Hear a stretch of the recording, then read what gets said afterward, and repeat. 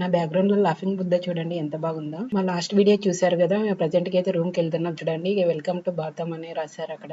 ఎంత బాగా పెట్టారు చూడండి డిజైన్ చేసి. నిజంగా చాలా బాగా అనిపించింది నాకైతే. ఇప్పుడు మేము ఎస్కా హోటల్ లో ఉండేది. సో ఎస్కా హోటల్ కి అయితే వచ్చేసాము. ఇది కొంచెం బెస్ట్ హోటల్ అని రివ్యూ ఇచ్చారు. ఆన్లైన్ లో చూసి హోటల్ తీసుకున్నాం. అందరం కాసేపు రెస్ట్ తీసుకొని ఫ్రెష్ అయిన తర్వాత ఇక్కడ బుద్ధిస్ట్ టెంపుల్ ఉందంట. సో ఆ టెంపుల్ కి వెళ్తున్నాము. సో ప్రజెంట్ అయితే వచ్చేసాము.